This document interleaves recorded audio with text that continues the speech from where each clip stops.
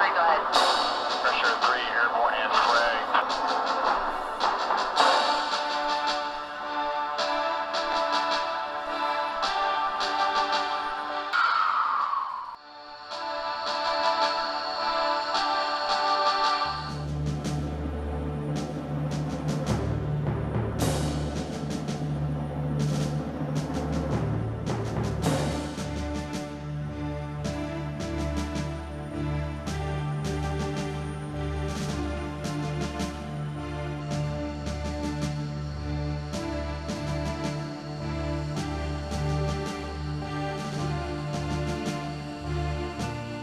The piercing whine of jet engines cuts through the chill of a January night in the desert of Saudi Arabia.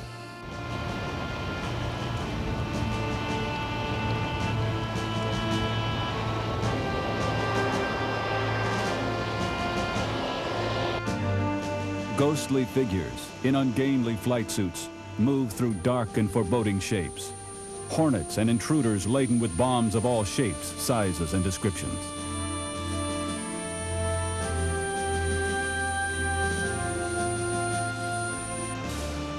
Details are checked again and again, while pulses quicken with each passing minute.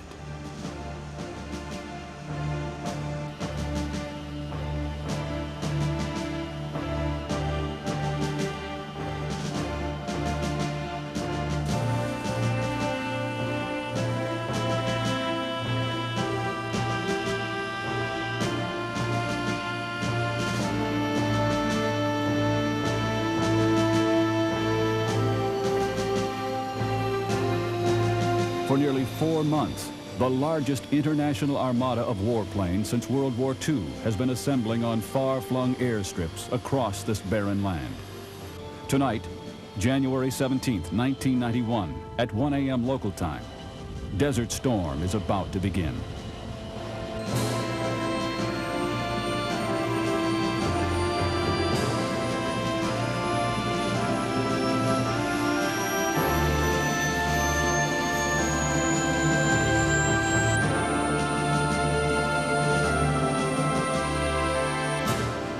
Before the next 24 hours passes, this scene will have been repeated more than 1,000 times by dozens of different types of aircraft.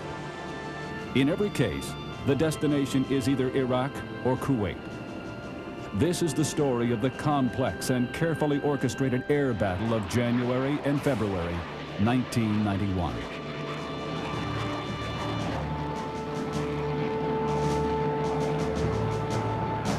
In the next hour, you will see and learn about nearly every type of aircraft employed, what role it played, and how the crews fared in what was, for many, the first combat they have ever seen.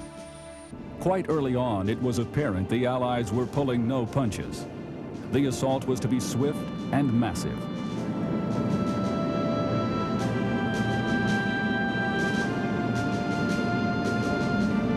Among the first to take to the runway are the F-15 Strike Eagles from the 4th Tactical Fighter Wing, fully loaded with precision-guided bombs and air-to-air missiles. As their afterburners punch blazing red holes in the night sky, a page in aviation history is about to turn.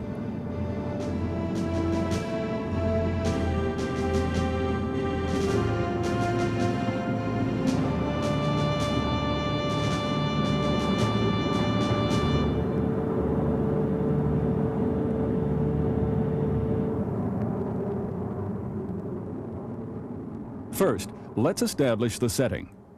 Iraq sits between Iran and Syria, with Jordan also to the west, Turkey to the north, and Saudi Arabia to the south. Baghdad is on the Tigris River, near the center of the country, and is at about the same latitude as Phoenix, Arizona. Kuwait is to the south, at the head of the Persian Gulf.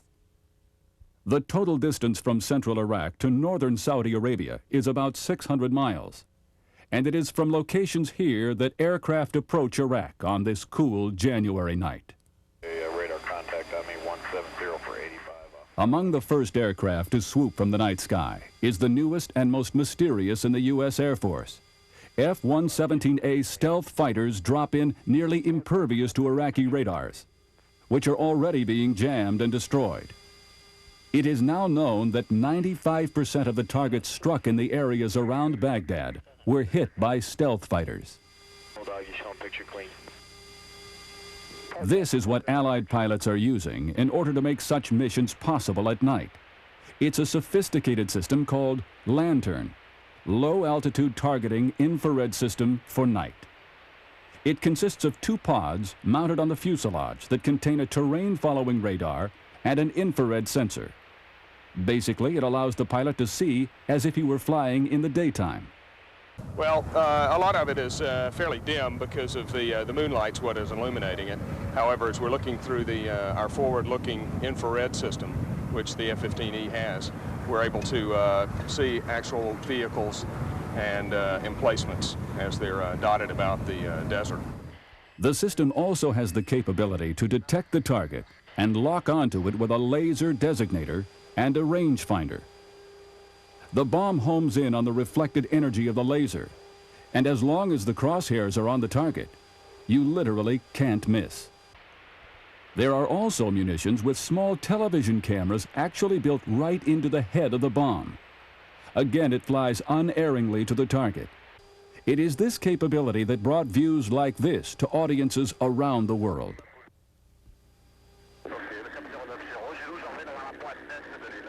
The pictures created a sensation.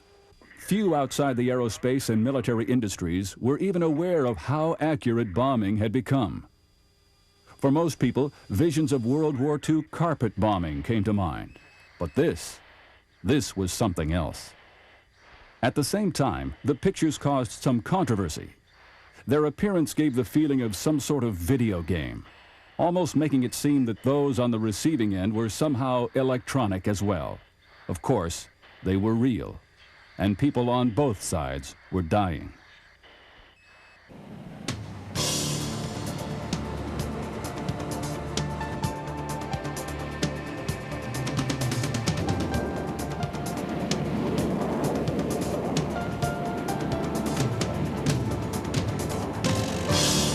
At daylight, the full intensity of the air campaign soon became obvious. Among the aircraft involved, F-4Gs, the so-called wild weasels. These aircraft are the hunters and killers of Iraqi anti-aircraft radars and surface-to-air missiles.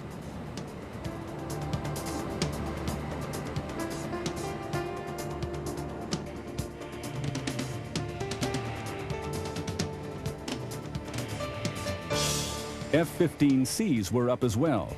These birds from the 1st Tactical Fighter Wing took on the task of air superiority, hunting down Iraqi jet fighters.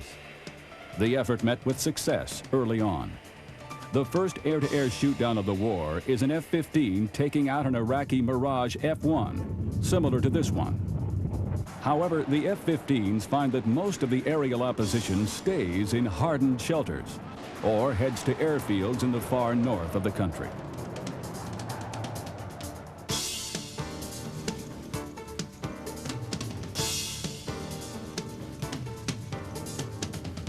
For strikes closer to the front lines, the Marines send out AV-8B Harriers, the now famous jump jet.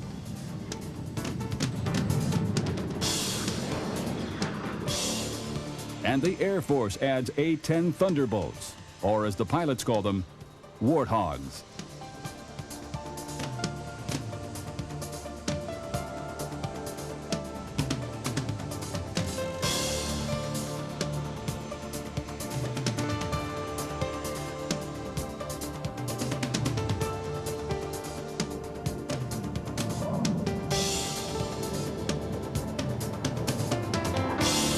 Meantime, B-52s were leaving bases in the U.S. to take up positions in England, Saudi Arabia, and Diego Garcia in the Indian Ocean.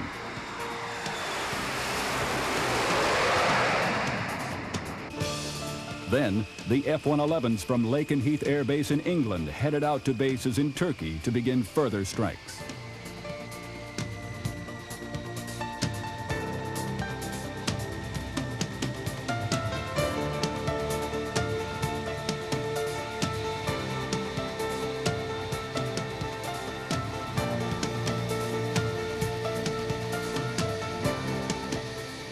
And finally, F-16s, carrying a tremendous load, flying both long-range and short-hop missions. In the first day, the total number of sorties is nearly 2,000. It seems like a staggering number. However, time would show it would be small in comparison.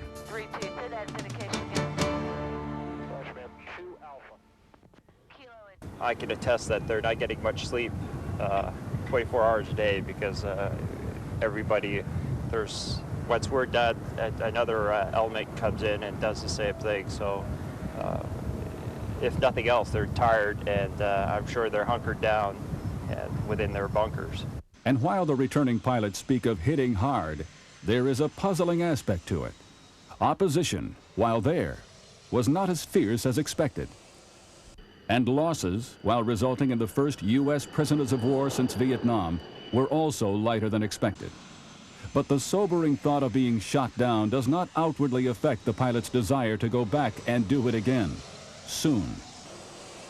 I think we're doing very well. We've been finding large concentrations of vehicles, and when we're dropping, as we're coming off, we're seeing, once our bombs hit, we're seeing lots of secondary explosions. So we have to make the assumption that we are hitting things down there.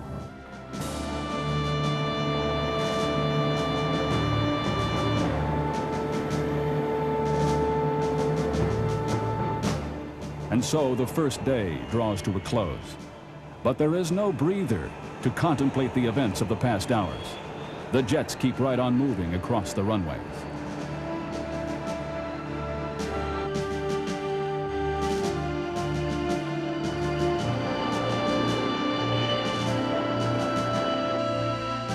And as the light begins to fade on the horizon, there are a lot more questions than answers. Just where was the bulk of the Iraqi Air Force, reputed to have at least 500 airplanes? Was the attack really a complete surprise?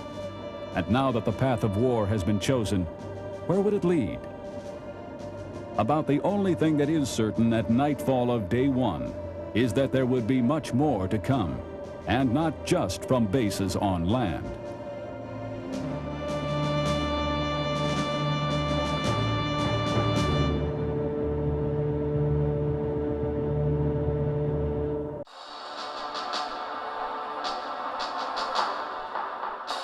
I hope you enjoyed this video. Don't forget to like, subscribe, share, and hit that notification icon for the latest videos as they are released. Thanks for watching, and catch you in the next one. Ciao for now.